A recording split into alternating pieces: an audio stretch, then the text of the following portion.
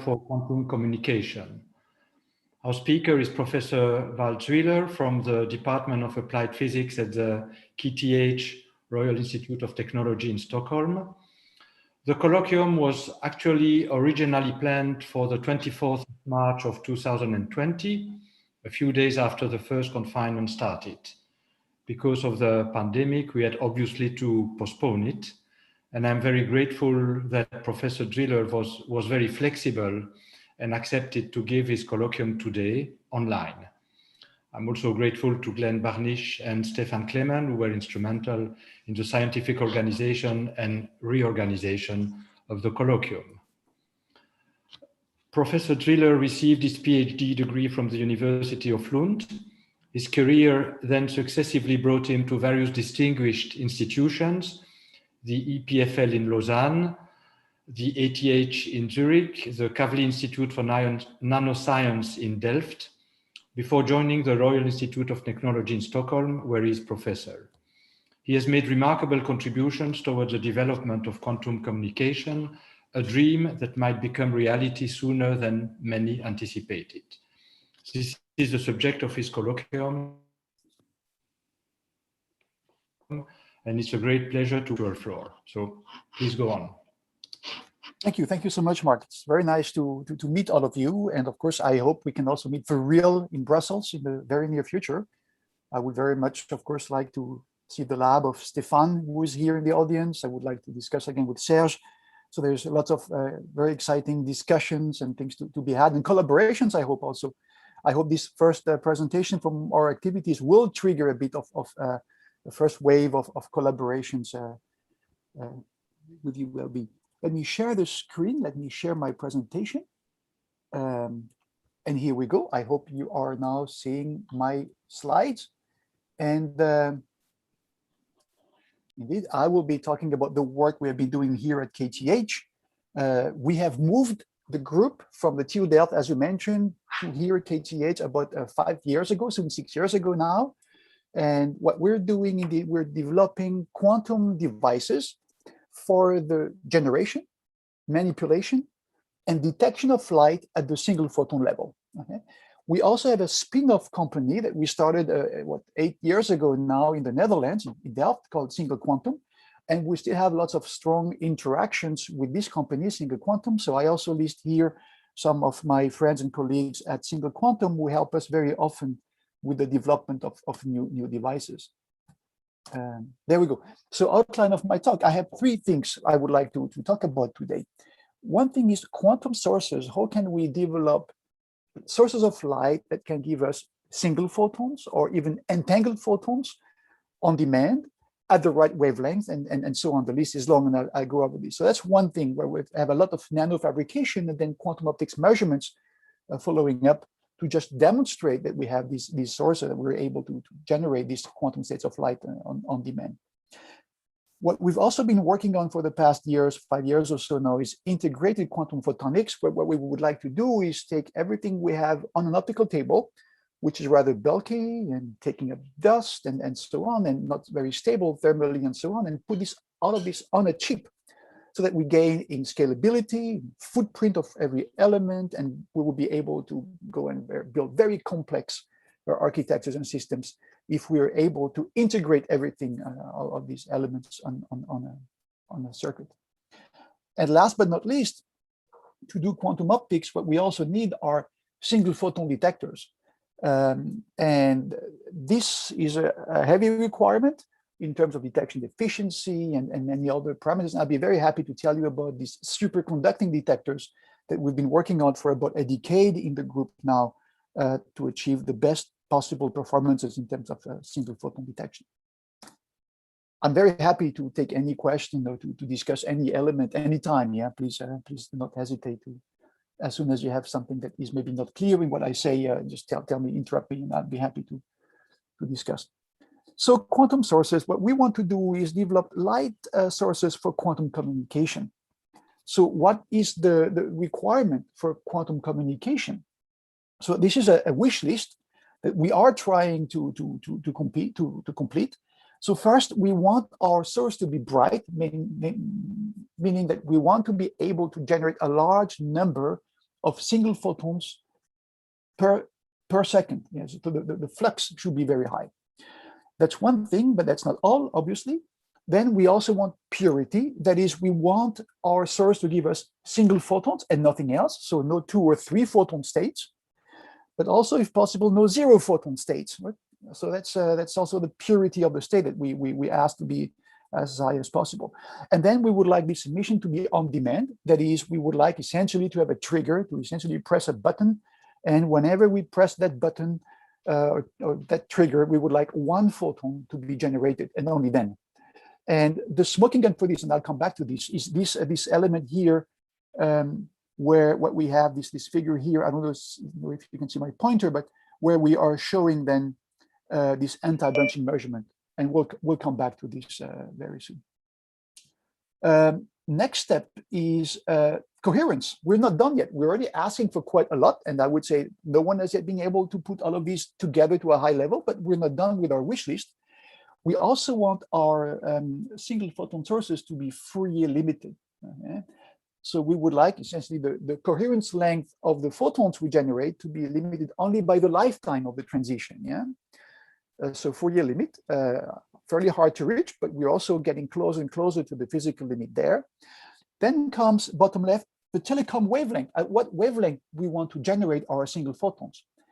It is somewhat easier to generate single photons in the visible or very near infrared range. We have many systems there, quantum dots, NV centers, and I can list make a long list there. But if we talk or think about quantum communication, we most likely want to use optical fibers. And optical fibers have the transmission that is shown here at the bottom left of this slide here. And what you can see is that the best transmission is in the O band and the C band especially. So we should be aiming for single photon emission at about 1.5 microns. Okay? That's an additional requirement. Then, of course, single photons are fun, but it's more fun when you're 2. So entanglement would be more interesting. So if we could generate not only single photons on demand, but pairs of photons, 2 photon sets on demand, and if these will also be not just 2 anonymous photons, but 2 entangled photons, there would be another plus. So we would also like to be able to generate entangled pairs of photons on demand at telecom frequencies. And then the list goes on. I have no figures for the others, but as you can see at the bottom, I say that we should also have compact systems. Because if we really want to implement those into quantum communication devices, they can't require a whole optical table and a whole cryostat and so on. So we have to think about the size requirement of the complete system, not just the chip with the quantum dot that we have, but the whole thing, the laser behind, the filtering, and so on. Then it should also be scalable because, well, one source is, of course, very useful, but we want to be able to operate hundreds, if not thousands of these sources. This is also especially for quantum computation applications, which I won't talk much about today, but there's quite some activities now going towards this kind of application where, again, single photon sources or entangled photons are a crucial element. Then if we have more than one source, we would like the 2 sources or more that we have to be indistinguishable. I want to have a single photon source here in Stockholm and another one in Brussels. And I want these 2 sources to be indistinguishable in frequency and every other element you can think of for these photons, so that we can ideally, easily, at least in principle, interfere these 2 sources, the emission of these 2 sources, anywhere in between. So we could have a base station in Copenhagen where 1 photon would travel from Brussels, 1 from Stockholm, and they would meet there, and we could then do entanglement swapping and so on the way. So that's another thing that is really not, I will come back to this also, of course, quite a requirement. And last but not least, being from Stockholm, the land of Greta Thunberg, I mean, we also have to think about power efficiency. All the experiments I'll be telling you about today are consuming way above a kilowatt of power to run. We need to cool down our detectors. We need to cool down our quantum dots, our samples. We need large, bulky lasers. We have several computers running on these. So the amount of power that we currently dissipate to just if I may say so, generate a stream of single photons is among, I think it is clearly the most inefficient thing ever done by mankind, because the power we have in our single photon stream is in the femtowatt level, right? And as I said, we're dissipating kilowatts to generate these femtowatts. So that's something that at some point also will have to be improved by many, many orders of magnitude. All right. So what do these devices look like? I tell you, well, we're aiming for these single photon sources, and there's quite a long wish list. So here is a sample that we have. This is done in collaboration with our friends in Linz. So Armando Rastelli, professor in Linz in Austria, and then strain control was done by Rinaldo Trotta, who is now at Rome University, Sapienza in Rome. And this is a device we came up with. What we have, what you see in blue, is a quantum dot sample that is sandwiched between a mirror, a thin mirror on top with a very limited reflectivity, and a very reflective mirror below. So we have from a microcavity, and the blue blob somewhere there is the quantum dot. So we have these quantum dots emitting streams of single photons, entangled photons. And the challenge now is the challenge that we also face in the LED industry. That is, once you generate light in a semiconductor, well, you want that light to get out. But the refractive index of semiconductors is in the range of, in this case here, 3.3. So light will really tend to stay trapped inside the system, the device. So what we have, we put on top of this a solid immersion lens. So we combine this microcavity approach to direct the emission in one particular direction. We add also a solid immersion lens on top of that to really try again to bring the light out of the system. And what we do also, we put all of this sample onto this gold-plated device you see at the bottom there, which is a piezo crystal. Okay?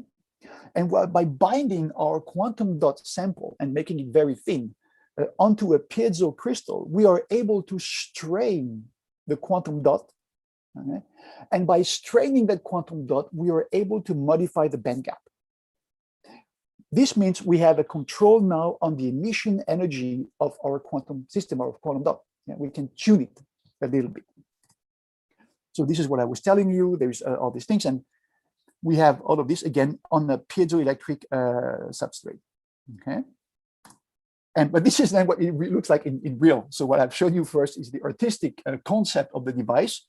When we actually do it in the lab and we really use it, this is the picture now that you see of a working device, where you see that things were also not exactly shown to scale, and the epoxy we use to have everything hold together is clearly taking quite some, quite some space. So this is what the device actually looks like at the end of the day. And what we do now, we need to excite that quantum dot, and this is the excitation scheme that we have used a lot in the past few years now to very cleanly generate a biexciton. So the X is an exciton, so one electron hole pair in a quantum dot, okay? And the XX is two excitons, which we call the biexciton, 2 electrons and 2 holes.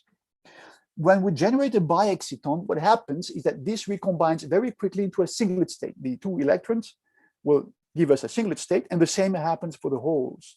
So we're left with beautiful clean state, which when it recombines, as it was predicted exactly 20 years ago now, will give us entangled photons. So one of the exciton recombines, giving us a photon with a given spin, given, in this case, given polarization, and the other exciton has opposite spin, giving us a photon with opposite polarization. So we have a scheme here to generate entangled photons, okay? And by doing this TPE, 2-photon excitation, by tuning our laser, excitation laser, to this energy, which is exactly half of the biexciton energy, we absorb 2 photons into the quantum dot to generate a biexciton, all right, resonantly. So there's no extra energy left, okay? So that's a system to generate a very clean biexciton state, which then recombines, giving us an exciton. So it follows the red cascade. So either along the RXX, either a right-handed photon will come out, biexciton, or a left-handed, okay? And leaving us with an exciton in the quantum dot, which in turn also will recombine, giving us another photon there with this LR. So we have this cascade of 2 photon emissions. And when things are right, so there was a long question about the nature of the exciton energy, but if it is degenerate, the 2 exciton level degenerate, then we are able to get entangled photons. So the 2 photons will be entangled. Okay. This also puts quite some requirements on the filtering, because as you can see, the laser, which is going to be rather powerful, is right in the middle of the quantum dot spectrum between the bi-exciton to the left in this case and the exciton to the right. So we need to block the laser remaining in the experiment from the two emissions from the quantum dot.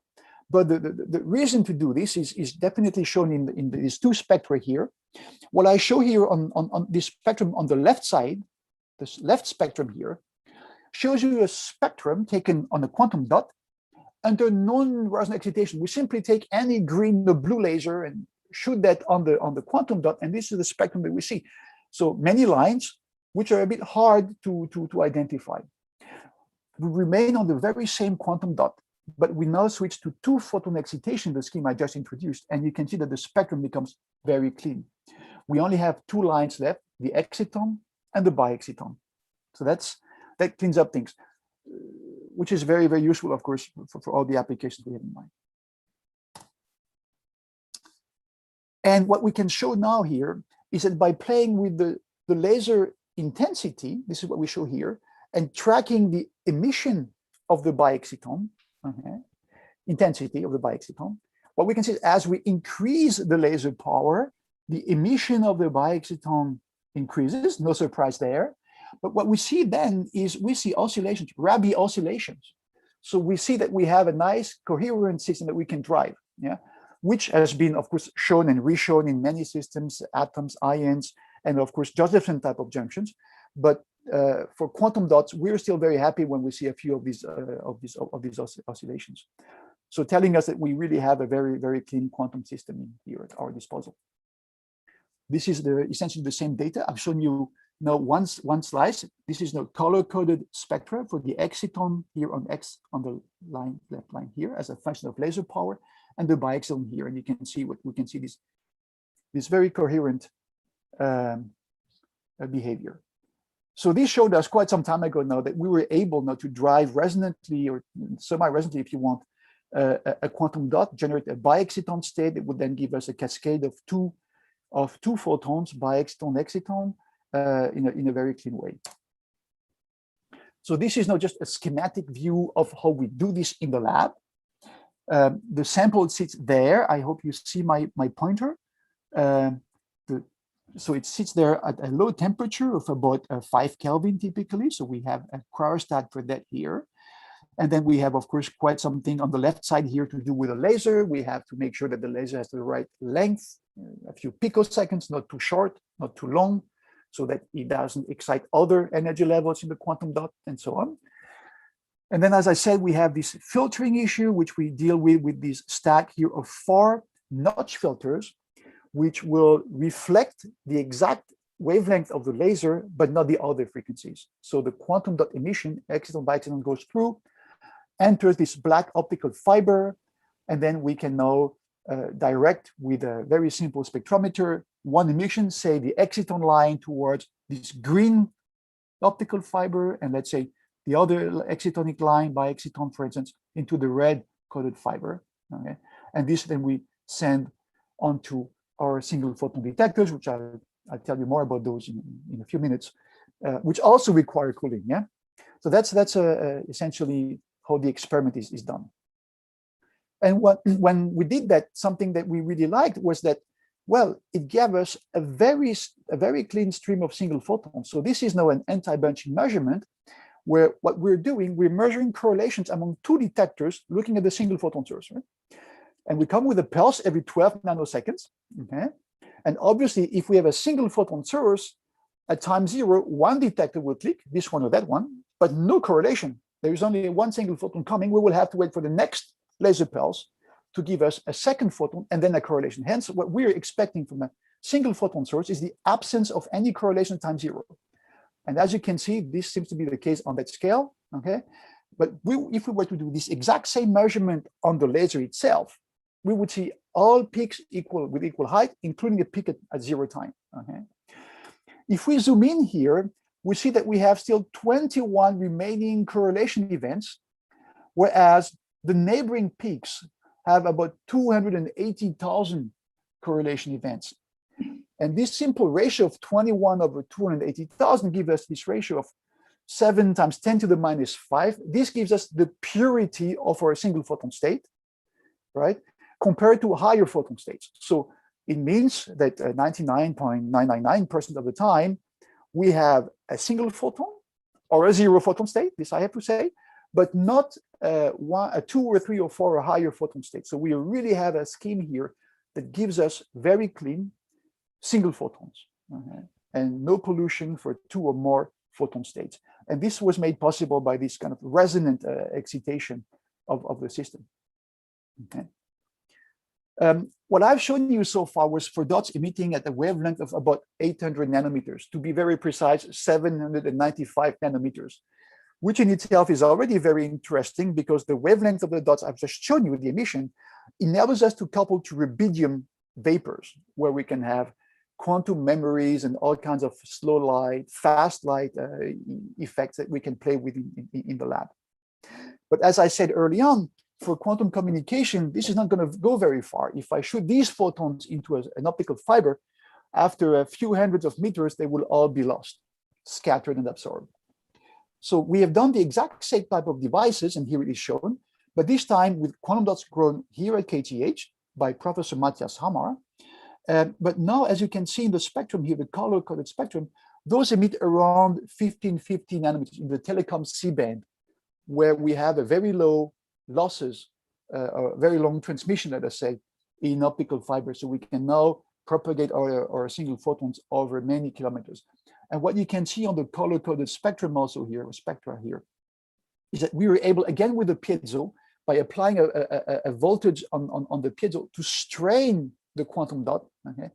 And then, as you can see, we can frequency tune the exciton or the bi-exciton energy to different values, to different frequencies. So we also have control on the emission energy of these quantum dots. Yes. And this is just to tell you that indeed they go a long distance. So what you can see in black is a spectrum taken directly within the lab. Okay, just the photons are sent through the optical setup and then to our detector spectrometer over, let us say, 2 meters of experiment. And then what we do in red, we now add 13.5 kilometers of optical fiber and measure again, take a spectrum. And as you can see, well, we have still about half of the light left after 13 kilometers in an optical fiber. So that tells us we know we have a source of single photons or entangled photons, even on demand, that we can really use to go over long distances in optical fibers and exchange entanglement or single photons over long distances. And these are now single photon measurements. On the left side, this is done under a continuous laser. But on the right side, this is again done under a pulse laser that I've shown you before. You can again see that at time 0, we have very few correlations.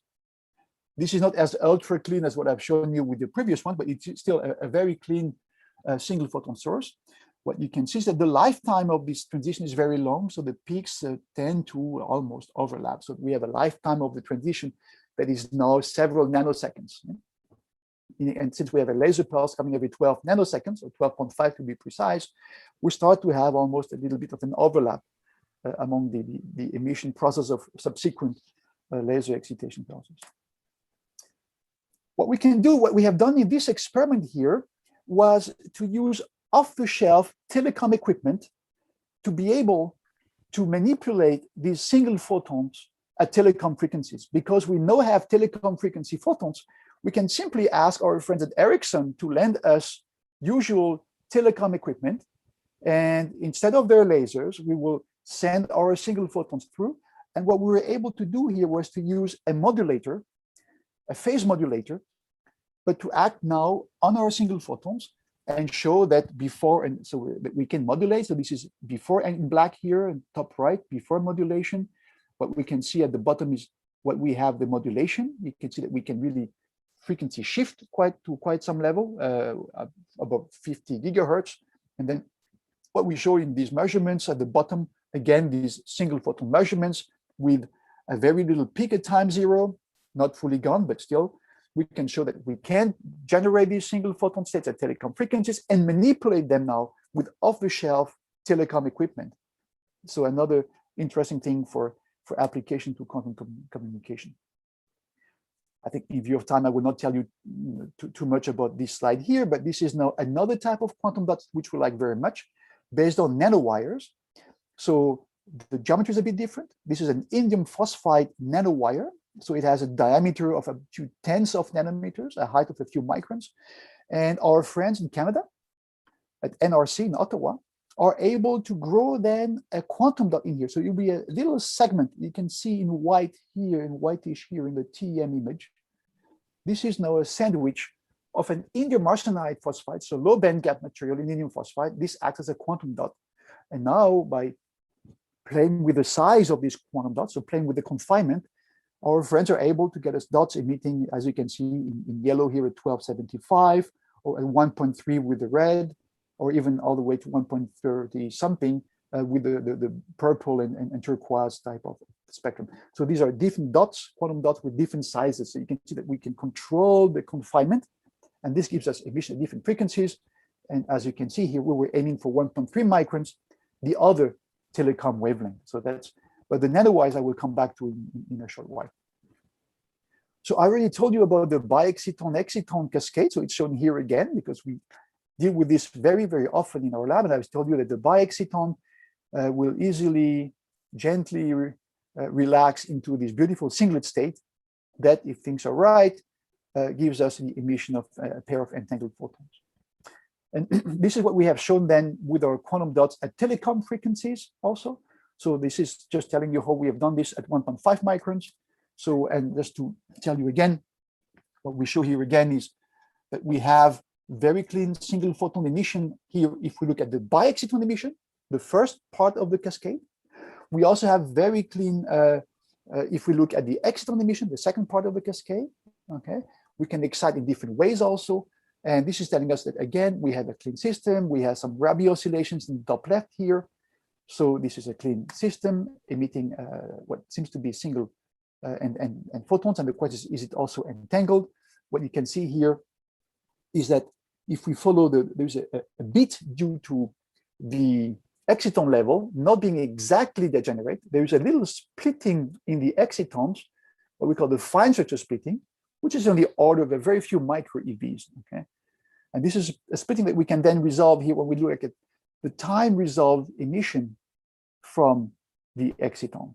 You can see that there's this beating here for one polarization, and if we look at the other polarization, well, you see it's the opposite thing. Right? So that's something that we control very well.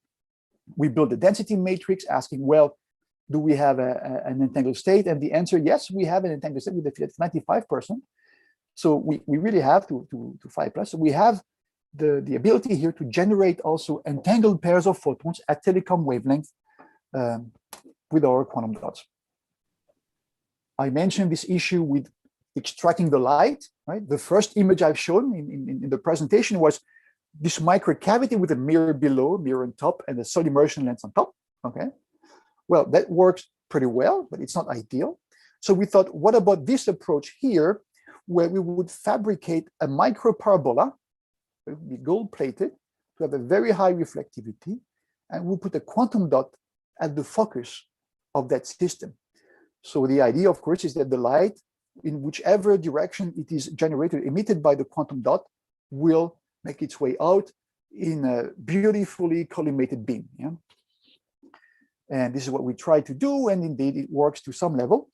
As you can see, we compare here at the bottom left spectra.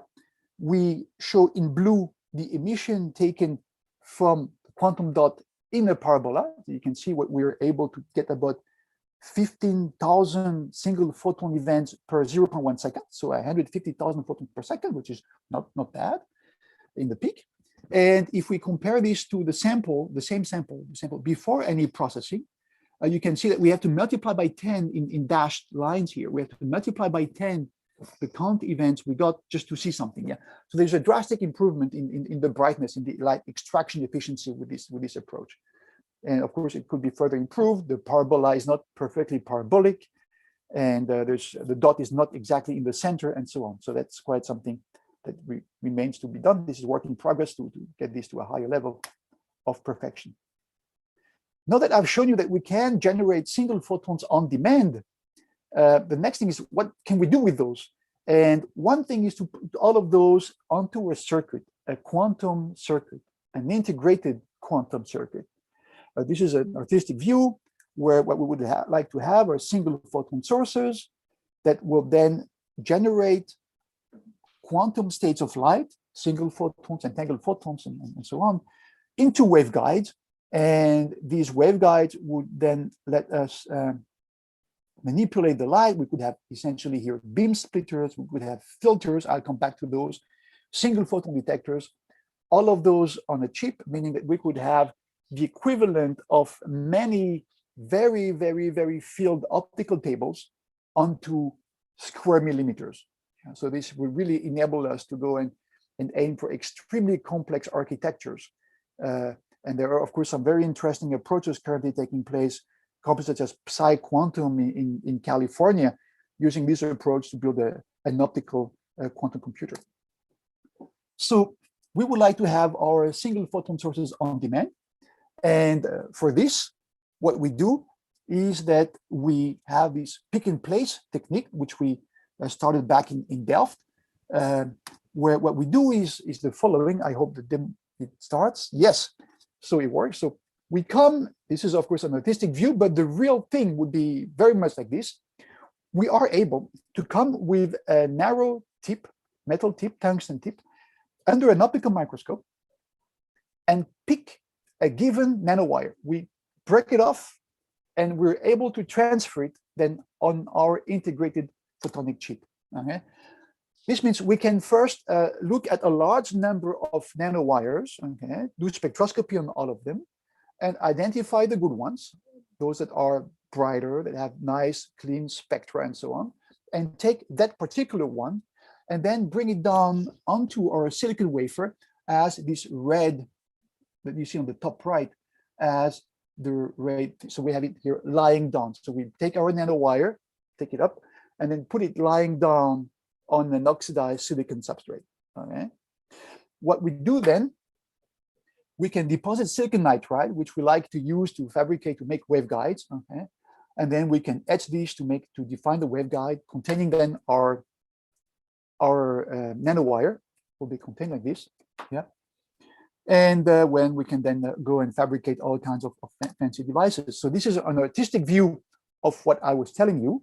The nanowire shown here in green, spitting out single photons, the red balls here, into our silicon nitride waveguide. Okay, and what you can see just below, bottom left, you can see then the nanowire. You can see it under the optical microscope. Right, it scatters enough light to be seen in the microscope, and then you can see in pinkish, you can see the waveguide we have, where the single photons then are going to be generated in panel. So this is a bit old work. I just show you to show you what we have done in the early days.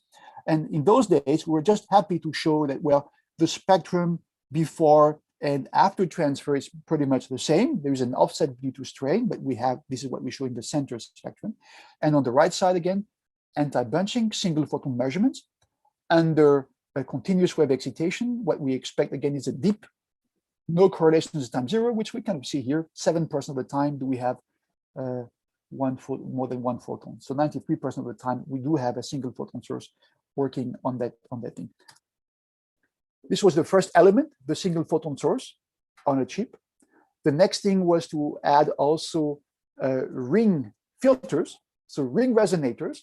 So what we have now is our waveguide, or silicon nitride waveguide. Shown here is the white arrow. It comes in and goes straight across that slide here it comes out straight as the through part. Okay, but what we also have, we have a little coupling of that waveguide to a circular waveguide. Okay, a ring resonator. Okay, that you can see there. Okay, and this will couple at the bottom onto the drop part. Okay, and what you see in pink here is a metal. What you see in pink that is on the right side of the ring resonator is a metal resistor. What we can do is apply a current and warm up the ring. Okay, and by warming up the ring, what's going to happen? We're going to tune it. We're going to modify its emission. I mean, its resonance. Yeah. So emission from the quantum dot will either couple to the ring or not, depending on the tuning parameter that we are going to set via the temperature knob on the ring.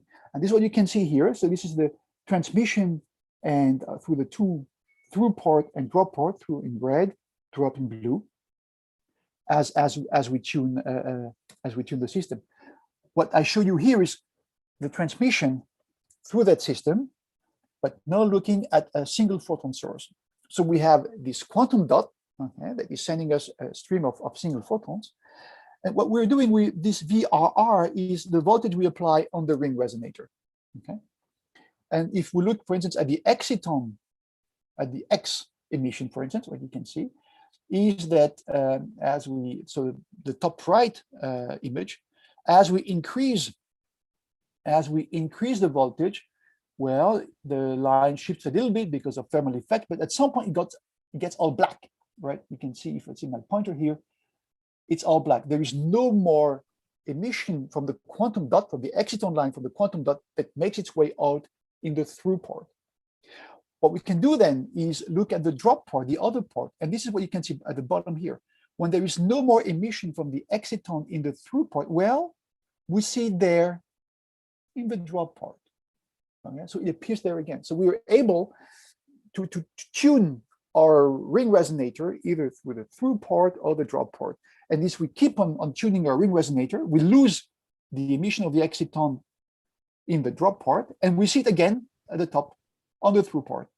So we were able to route these single photons. We can say, oh, this stream of single photon will go in that port, and this one will go in that port. As you can see, the T line from the quantum dot, the trion line, a charge exciton, we can do the same trick at another voltage. So this is something that enables us to tune. And in view of time, I just tell you, this is now just to show you that indeed we are able also to see this anti-bunching effect and so on. This is really done on single photons and so on, all on a chip. Okay. A question we got very often from many referees was, but is this scalable? I mean, you show it for one quantum dot, good, but we all want to have a large number of quantum dots in the future. So, you know, you have to show this if you want to ever publish this. So we've done this. So this image is the concept with two, and we would have two quantum dots now, and then we'll be able now to tune the emission, as you can see, through the ring resonator here, right? And we could choose with the settings we have again on the ring resonator. We have either the emission from quantum dot 1 or quantum dot 2 coming out in the second port, right? So you can see that the voltage is 7.5 volts. I will have the blue dot, right? Quantum dot 1 emission coming out here. But if I instead apply 9 volts on my ring resonator, I will have the emission for quantum dot 2 coming out this way. So I am able now, even on 2 quantum dots, to do this. We push this all the way to 6 quantum dots. So I've shown you here the device in the inset here and the spectra. And now we're able to transfer 6 selected quantum dots, nanowires, and frequency tune them also. And what we'll come to now in a few seconds is the detection. So this is just an introduction to the concept. What we also need to have on these integrated circuits are single photon detectors. And for this, what we like to use are niobium titanium nitride nanowires. So on the right side, what you see is an SEM image of such a device. So you see here a nanowire that extends for about 10 microns and comes back, and the rest is just for inductance. But this is a single photon detector. So I'll get back to this in a few seconds. But what we have shown you here, this is work done in collaboration with our friends in Belgium, in Ghent. What we have shown there is that we were able then to combine the quantum dots that were fabricated, processed in Ghent, together with our integrated photonic circuits to be able then to detect light on chip from a quantum dot that is now a colloidal quantum dot. So another way, so this is a lead sulfide, cadmium sulfide quantum dots that are coupled then again to waveguides, and we can so work done with our friends in Belgium. Another thing I just want to tell you is work we have done with our friends in Austria, and they secured in Vienna, they secured access to an optical fiber that goes from Sicily to Malta. And they were then able to send out single photons, or at least heralded photons, which were in this case, or entangled photons in Sicily. And they could measure one of the entangled photons in Sicily and send the other one through this optical fiber to Malta, where we used our detectors to detect that photon and show entanglement. And this is maybe the first international entanglement measurement where it crosses borders. I'm not sure, but I think it might be. And it also shows the relevance of the detectors. What I also want to show you here is this quantum link we have. So the person here pushing the red knob over and over is the King of Sweden, who came to our lab exactly 2 years ago, and he pushed the red button to open this link that links our lab here in downtown Stockholm at Albanova to the research lab of Ericsson, which is 16 kilometers away. Okay? And what we're able to do now is to send out our stream of single photons all the way there.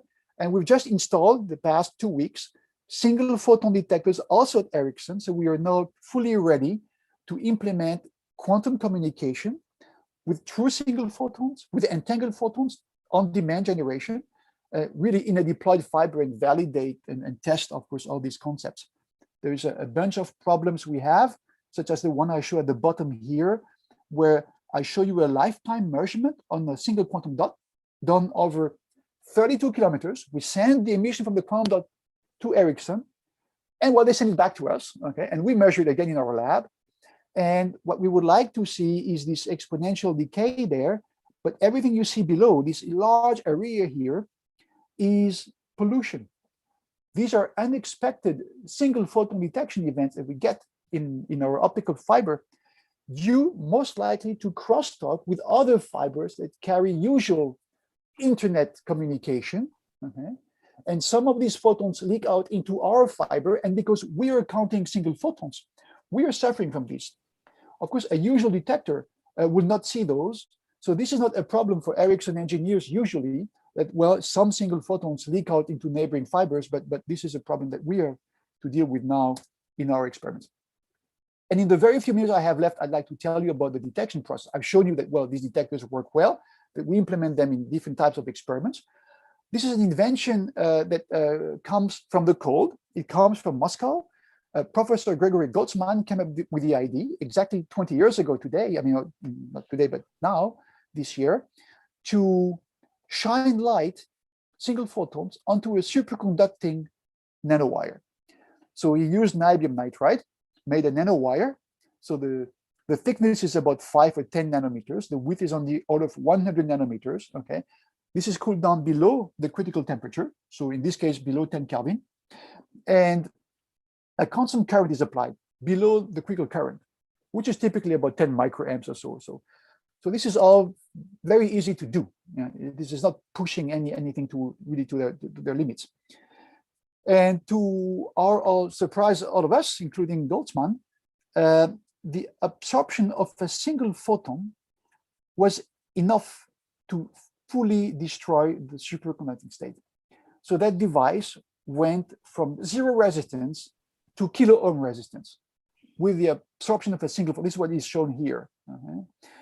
And very nicely also, for once, nature is kind with us, and we also recover the superconductivity within a few nanoseconds. So we're ready to detect another photon very quickly again also. Okay. What's also interesting is this, what we show here, these 4 slides saying what happens.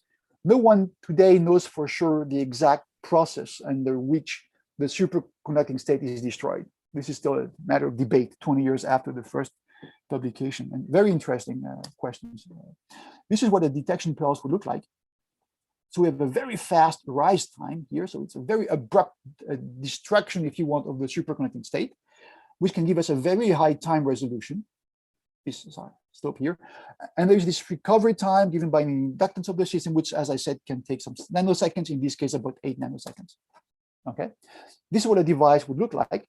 So we usually like to have a meandering nanowire over a diameter of about 10 microns. The reason is that this will couple very nicely to an optical fiber. Okay? And we operate all of this in a closed cycle cryostat at something like 2.5 Kelvin or so, usually. And And we can also make a very large number of detectors. So I've shown you already those slides here. We're very proud of those, where we've been able to make very high efficiency detectors onto a waveguide. Okay, we've operated together with Ghent. And what we're also doing now here in Stockholm, we're making a very large system that will be able to operate up to 1,000 detectors. So we would also like to use those for imaging in the future. There will be a special imaging system because it will give us not only the exact number of single photons detected on every pixel, but also the very precise arrival time. We will tell within picoseconds when every photon arrived. This is now done by Singlephoton, the spin-off company. This is to tell you the detection efficiency that they can achieve, for instance, at 800 nanometers. You can see that as they increase the current on the device, you see in red the efficiency starting to go up at 15 microamps. And by the time we reach 25 microamps or so, we reach a very high detection efficiency. There is a cost to that, shown in black. These are the darkons. Yeah? So if you shine no light, you still get some detection events. Very, very few at 20 or 22 microamps. But by the time you reach 25 or 27 microamps, you will have some hertz. I mean, it's not usually very annoying, but some hertz of darkons as well. One open question is, where is the efficiency limit? There are reports from some Singlephoton and us, but also from NIST in the USA and MIT as well, that 95, 97%, 98% are perfectly doable. From China as well, 99. The question is, where the limit? And the main challenge here is the measurement. It is very challenging to measure that efficiency. Just to tell you also, how far can we detect single photons? So in red, what we show is our current usual device, which can detect up to maybe 2 microns with a very low efficiency. But we can engineer these devices to detect single photons further out in the infrared. And no one knows today how far in the infrared we can detect. And it's the same towards the blue. We can detect single X-ray photons. This was now actually accepted and published. I should change this. So we can also, and no one knows there also how far in the blue can we go. So this is a detection part that works very well in the red, infrared, mid-infrared possibly, and also at high energies. Time resolution of these single photon detectors. What I show you here is that what happened when we optimized the amplifiers, we were able to go from 80 picoseconds of time jitter, time resolution, to about 10. Yeah, so now we can tell you within 10 picoseconds and with the best devices how long when a photon travel. In view of time, I will not talk much about this. This is just to tell that there is an issue with polarization, right? It's as we have seen, the devices are made as meandering nanowires. So there's an elongation, right? So one polarization gets absorbed more efficient than the other one. But we have shown, first through simulations and then through making a device with friends at CA in Grenoble, that there is a solution to that by simply depositing some silicon oxide or silicon nitride material on top of the device. And we have shown that this is working very well. I've already told you, in view of time, I will not delve on this, that we can pack more and more detectors. We are currently making this device, the system here, with 1,000 detectors. We have recently operated our first camera system. It's a 36 pixel system, but again, it's able to provide the arrival time of every photon event. And this is my last slide before the conclusion. Well, these are very fresh results obtained in the past 2 to 3 weeks, where we have now a LIDAR, single photon LIDAR system in the lab. So what we do, we shoot laser pulses onto this figurine, this Chinese figurine, okay? And we scan the laser pulse on that figurine and measure whenever a single photon travels back towards our detector, some meters away. If a single photon comes back, we measure the time it took to travel back and forth. And since in this particular case, we have about 18 picoseconds of time resolution, it gives us about 3 millimeters of resolution in the measurements. This is what you can see in the center bottom image. So, and then if we do a more careful analysis of the events, so just data analysis, what we can get on the right side is a sharper image. What we'd like to do with this is do LIDAR at this eye-safe measure wavelength and go on with this at the single photon level. But at 2 microns, there is an absorption line from CO2. And we'd like to probe this in air, in the atmosphere. So we hope in the coming year or so to be able to measure CO2 concentration in the air live over a whole city. So what have I shown you? I have shown that, well, we can now generate single and entangled photons at telecom frequencies with the quantum dots that we have. We can also start to integrate many of these things onto one circuit: sources, beam splitters, filters, detectors. The single photon detectors are really approaching the physical limit in terms of detection efficiency, dark counts, time resolution. So it's a very exciting time for photon detection also. And we have now a quantum network here in Stockholm, which we can operate with true single photons in diploid fibers. So this is what I wanted to tell you about. So thank you so much for your attention, and I hope there will be still a bit of time for any discussion, questions, and I hope to, of course, visit you also in Brussels soon. Thank you. Yes, thank you very much for this beautiful talk. Yeah, we do indeed have time for questions. So if you have a question, please raise your hand. There is a function, reactions, you can see that. Raise a hand. So let me try to, Stefan, you have a question. So thanks again for the talk. That was really interesting.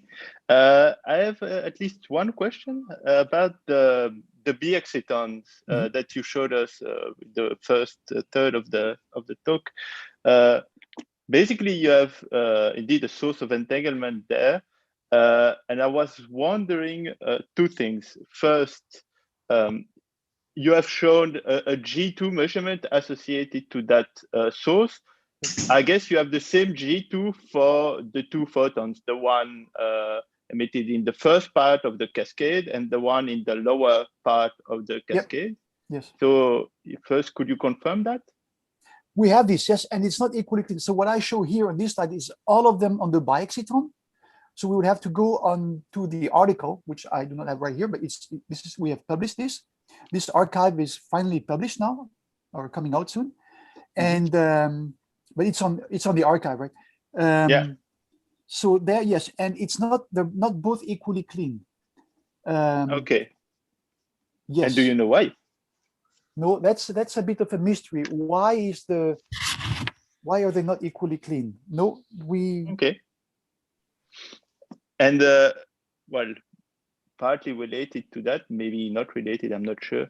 How is the extraction efficiency? When you press the button, how often do you collect the pair?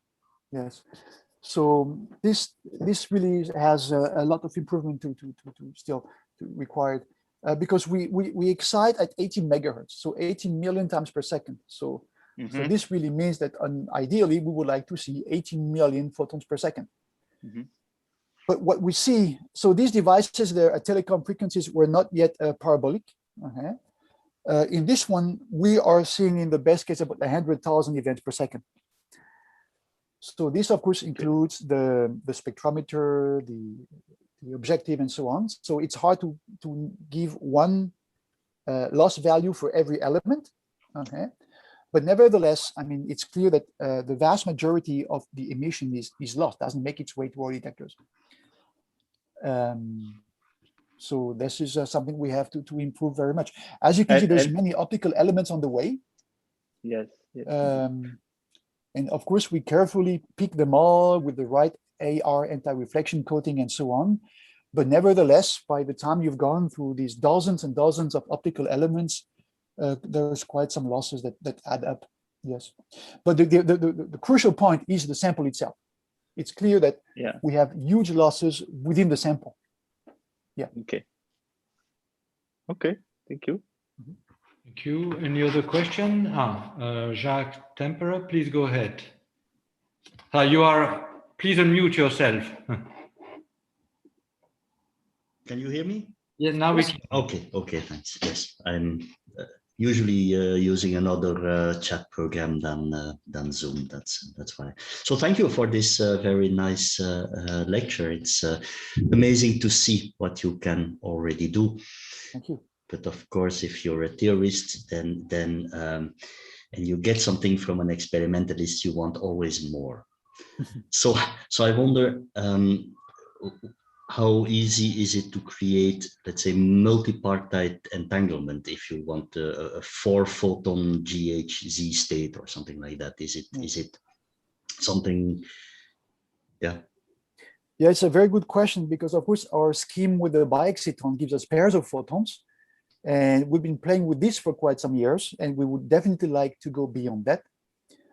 And that's a frequent discussion, a topic of discussion we have around the coffee table. How do we go beyond this?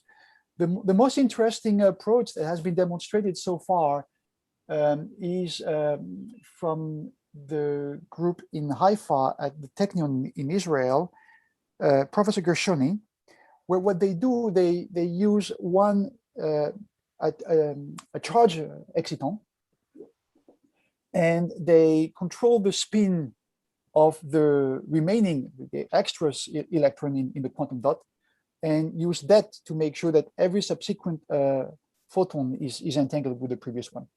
So that seems to be a way to go beyond the 2-photon state that we are currently stuck with with our approach. So it's something we really want to follow on. Yes. So I would say there is a solution, which has already been shown. I mean, it seems to not require too much on the experiment. Yeah. Okay. Okay. And if I may, another question. Yes, please. So I wonder how the technique that you have compares with this parametric down conversion with barium titanate crystals. So what's the advantage, disadvantage? Yes, it's an excellent question, because this is at the heart also of not only our work on quantum dots, but also what we're now doing with Ericsson, where we want to show true single photons, right? Whereas parametric down-converted photons have been used for more than 20 years in all kinds of quantum cryptography schemes. So what we have, the advantage we have, is that we really have a sub-Poissonian source. So we really generate our photons on demand, and we take all the Poissonian statistics. That's the advantage over a heralded source, where you can only hope that a photon event, emission event, will take place at some point. And then also in the longer term, I will not make the claim today, but there is energy efficiency, which has to also at some point be taken into account. So again, we do not shine because we rely on cryostats and so on.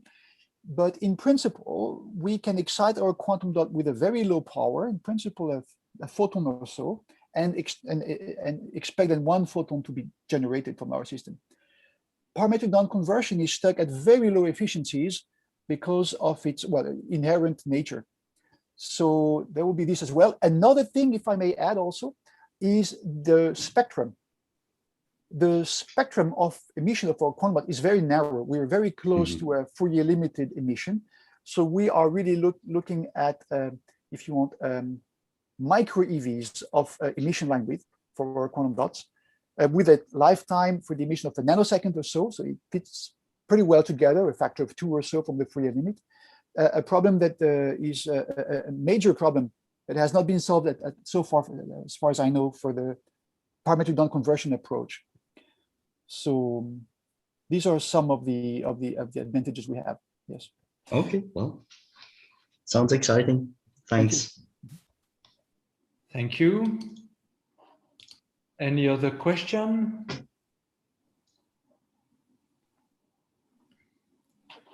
Stefan again. And if nobody goes, then I still have some questions. So I can ask one more. So you showed us the strain could be used to tune the wavelength of emission from a quantum dot. In practice, what do you use it for? So how can we tune the emission? There are several knobs available. I would say the easiest is temperature.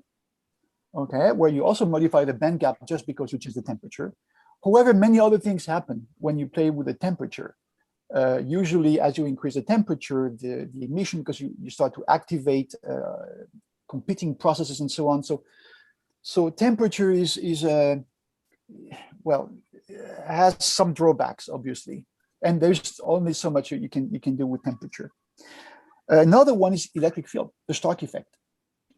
That works well, but we would, to some extent, again, but we very much like to use the electric field as another knob. We want to use the electric field to control the charge state of the quantum dot.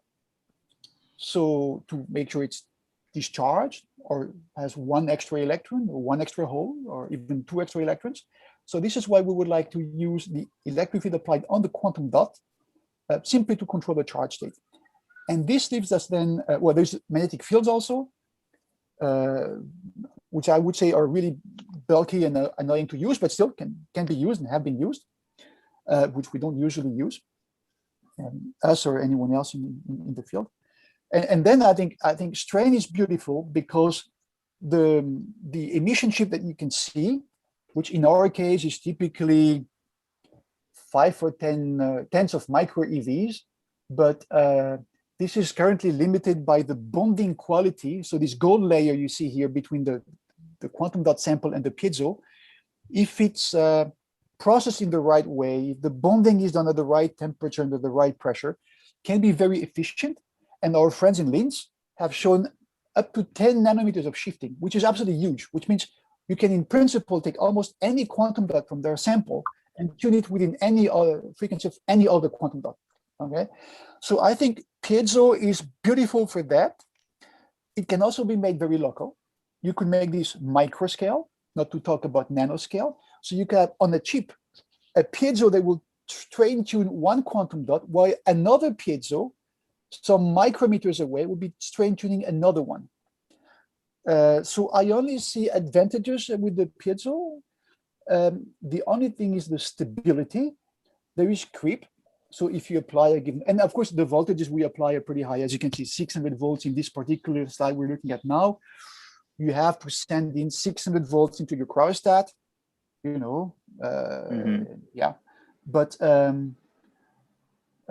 I see it as a very interesting way to tune things, because since we also want to work with detectors on the same chip in the long run, any other scheme such as thermal temperature would be bad for the detection process, whereas this here should be perfectly compatible with detectors on the same chip. This does not dissipate, right? There's no heating effect. This does not dissipate anything.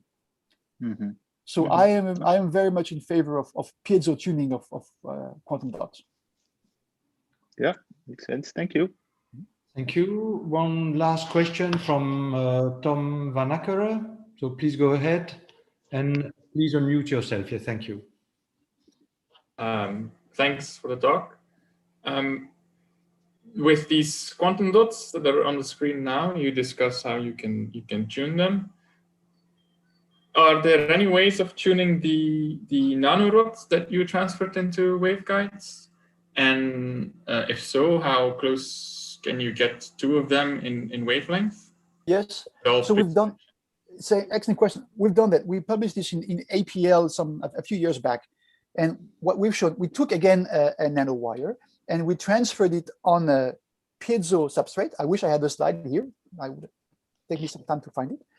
We transferred the nanowire on the piezo substrate, nothing else, no bonding. So the van der Waals force of this nanowire, indium phosphide-based nanowire, onto the piezo was strong enough that when we applied the bias on the piezo, we strained the nanowire and of course the quantum dot inside, and we were then able to bring the nanowire in that quantum dot in resonance with another nanowire quantum dot. So we have this nice crossing that we're showing in that paper.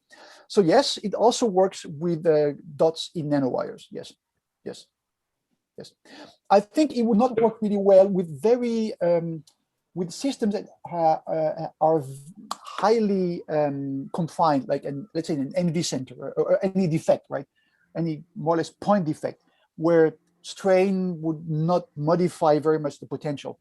So I would have to check, but I'm not sure this has been shown to work on any of these centers, at least not on the micro EVs and so on scale. But on semiconducting quantum dots, where the sizes are really tens of nanometers, the strain we can apply, 1% or so, is definitely enough to induce a significant shift. Yes. But would that still work when you want to integrate that nanorod into a waveguide? Because then, yeah. how? Yes. So it would still work because we could. I don't remember if we've done this already, but we can also add, of course, on top of the experiment we did some time ago.